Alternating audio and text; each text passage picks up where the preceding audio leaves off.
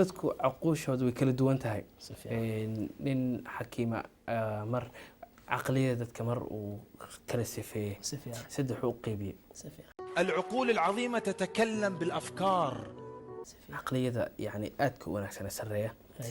وحي كهادلان أفكار رأيي كينان تلوي وحلقوا فائدة بالشدي مجتمعي يكون فائدة والعقول المتوسطة العقول العادية تتكلم بالأحداث عقلية الدحدحاء وحي كهادلان الأحداث دعوينك maxaa dhacay maxaa cusub yani isdhex wada bulshada markaas waxyaabaha markaas wareegaya aqooshooda iyo xaaladda markaas mar walba lagu sugaya العقول الصغيرة تتكلم بالبشر فلان وفلان وفلان وفلان dadka caqliyadooda gaaban yihiin waxay ka hadlaan عن الناس dadkay ka hadlaan يعني dadku mashquulsan yihiin ha hebel wuxuu yiri heblaay waxay tiri heblaay waxay tiri qaabkaas dadka marka saddexaas qayb qof walba saddexaas trend mid buu fuulaya mid buu raacaya so marka halkaas aynu joogno mara dhihi karaa maadaama hadda Facebook ay ku bateen postiyadii iyo shareerkii dadka inta badan ay ka hadlaan fulana waxyaabo noocaas oo kale oo adiga warqabad way ugu dambeysay barnaamijkii social media xataa wuxuu sameeyay jeceladii oo laga yaabo in haweenkii mar hees la soo qaado dumarkii oo dhan ay wada ooyaan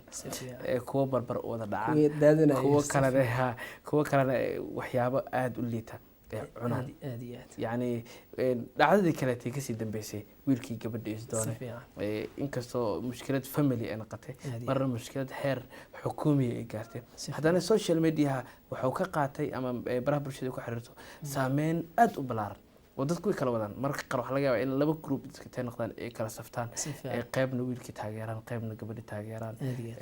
saameyn badan ay ku yeelatay okay ma la dhihi karaa dadkii استعماله سوشيال ميديا وافكارته يعني dadka mashquulsan ha ku mashquulsan dadkii ma la kara bas dad oran karna runtii wala qodob runtii muhiim ah yani maanta dad u fiirsatay baraha bulshada yani mesela comment waxa la soo post wala soo dhigaya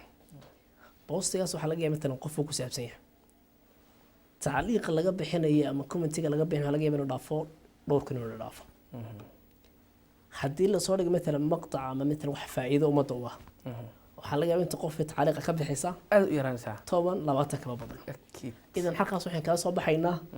inay dadku isku mashquulsan yihiin inay maxay dadku dadka kale ku mashquulsan yihiin yani qofka muslimka waxa laga rabaa inuu naftiisa ku yakaado eebahaaga baadbaad dadka kale yani muslimiinta ah eebahooda ha baadbaadin yani maanta haddaan noqdo مثلا yani xoran jiraan yani kan مثلا yani لا تكن كالذباب بل تكون يعني كالنحلة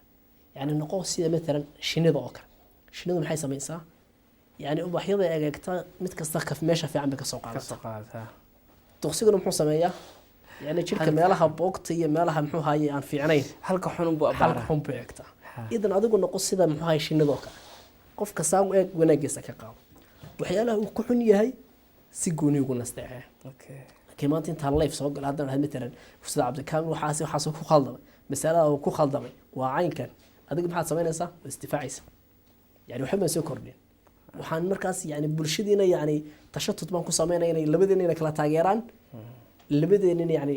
colaadeen si kala xagalaysa laakiin qofka maxaa la rabaa مثلا qof wax soo nashriyo qofka wax soo nashriyo waxa laga yaabaa inuu yani مثلا جانب الاخلاق ama جانب الشريعه oo ku khaldaya comment ha u qorin si khaas ah u lahayd hebel waxaas كده